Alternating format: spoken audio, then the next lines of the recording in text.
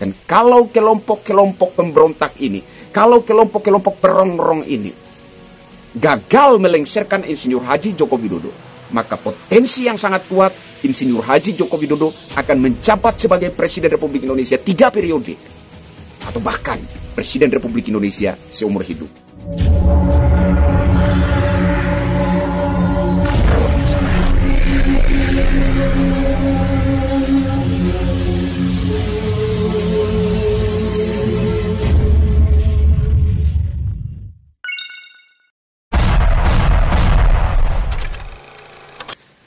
Halo Indonesia, saya Kristianto Yin Oni, salam NKRI.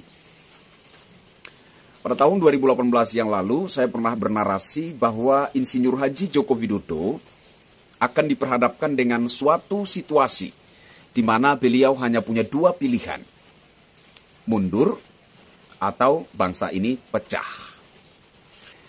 Dan situasi seperti yang saya narasikan tersebut, saya kira sudah beberapa kali terjadi. Presiden Insinyur Haji Joko Widodo sudah seringkali terpojok, tersudutkan, di mana situasi itu menunjukkan kepada kita seolah-olah Presiden Insinyur Haji Joko Widodo berada dalam situasi pilihan, segera mundur, ataukah Anda lebih memilih bangsa ini pecah. Waktu terus berjalan dan situasi semacam itu terus berulang. Beliau terus dipojokin, beliau terus disudutkan. Dan kelompok-kelompok, pihak-pihak yang menginginkan, yang selalu menciptakan kericuhan, bagaimana caranya mengupayakan agar Presiden Insinyur Haji Joko Widodo ini dapat dilengsarkan dari jabatannya sebagai Presiden Republik Indonesia. Kelompok-kelompok ini adalah corongnya asing. Saya meyakini itu. Kenapa saya seyakin itu? Karena yang membenci Insinyur Haji Joko Widodo adalah asing, terutama Mama Rika. Iya kan? Kenapa mereka membenci Jokowi? Karena di era Insinyur Haji Joko Widodo, pemerintah mengambil alih perusahaan-perusahaan tambang yang sudah puluhan tahun mereka kuasai, ya. Bukan hanya Amerika, Jepang, dan lain-lain.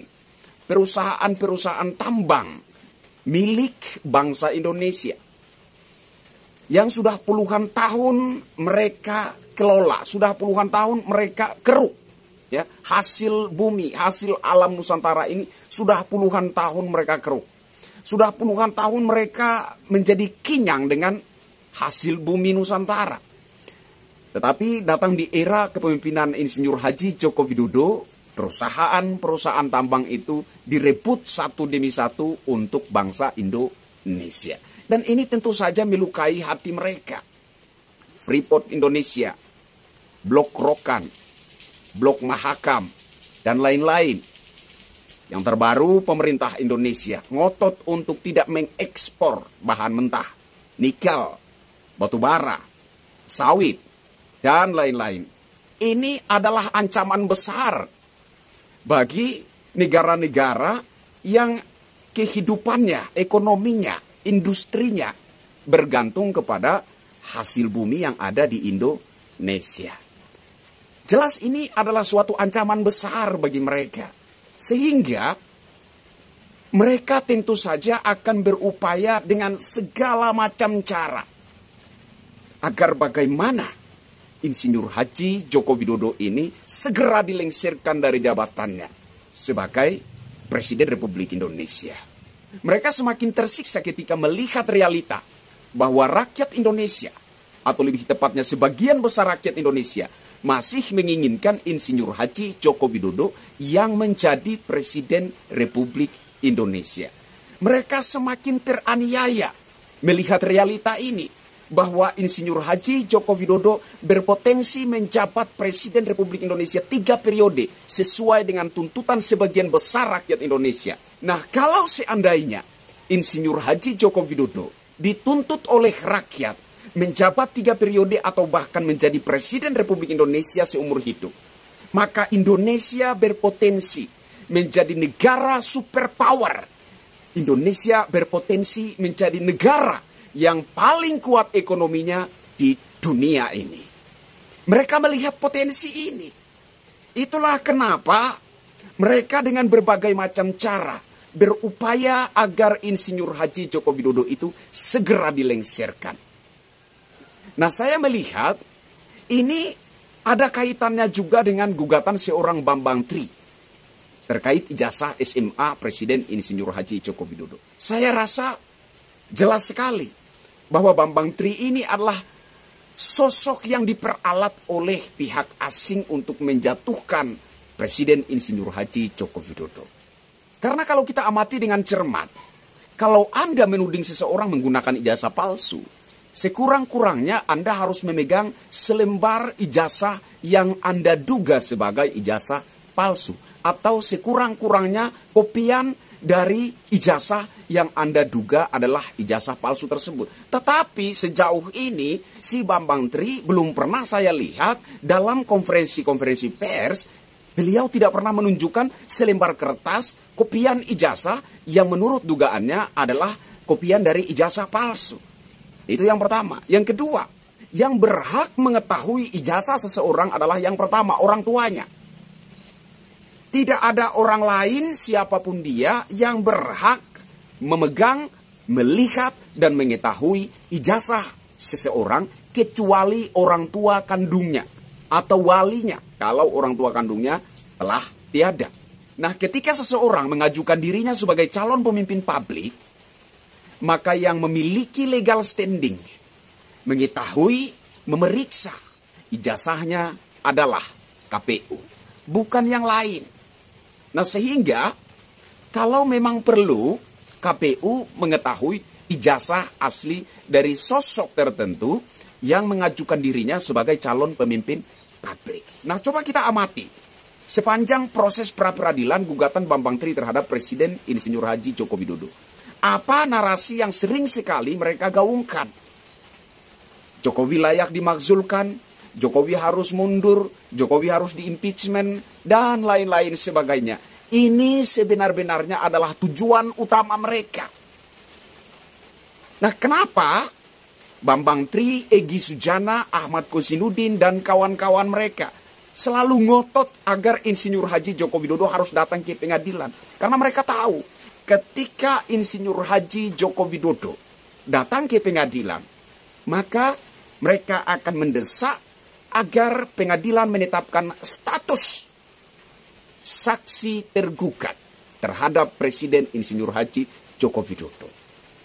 Nah, kemudian mereka juga akan mendesak agar Insinyur Haji Joko Widodo harus mengambil cuti dari jabatannya sebagai Presiden Republik Indonesia.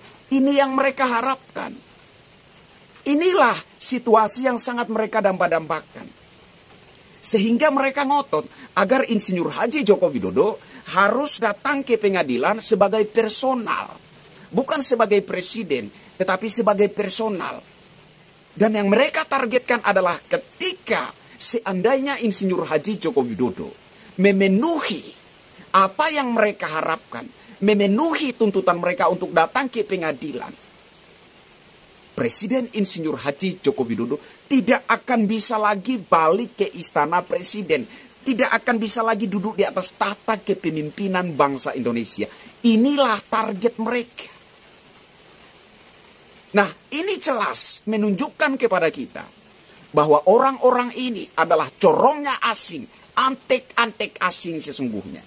Yang tidak ingin Indonesia menjadi jaya perkasa, yang tidak ingin Indonesia menjadi negara maju, yang tidak ingin Indonesia menjadi negara yang kaya raya, superpower, yang paling kuat ekonominya di dunia. Mereka tidak ingin itu. Mereka tidak mempedulikan bagaimana nasib bangsa ini. Yang ada di pikiran mereka hanya bagaimana saya menjadi orang kaya raya dan perut saya kenyang. Hanya itu yang menjadi target mereka. Nah, sehingga kesimpulan yang bisa saya bangun adalah Presiden Insinyur Haji Joko Widodo saat ini berada di dua persimpangan. Kalau Presiden Insinyur Haji Joko Widodo berhasil dilengsarkan oleh orang-orang ini, saya nggak bisa menebak apa yang akan terjadi kemudian. Yang pasti Indonesia akan chaos, dan potensi yang sangat besar terjadi adalah Indonesia terpecah belah dan luluh lantak. Tetapi pilihan kedua, kalau mereka gagal melengsirkan Insinyur Haji Joko Widodo dari tahta kepresidenan, maka potensi kemudian yang saya lihat adalah Insinyur Haji Joko Widodo akan berhasil menjabat sebagai Presiden Republik Indonesia 3 periode, atau bisa jadi seumur hidup. Kembali lagi seperti apa tuntutan dan desakan dari rakyat Indonesia, kecuali rakyat ampas-ampas oposisi.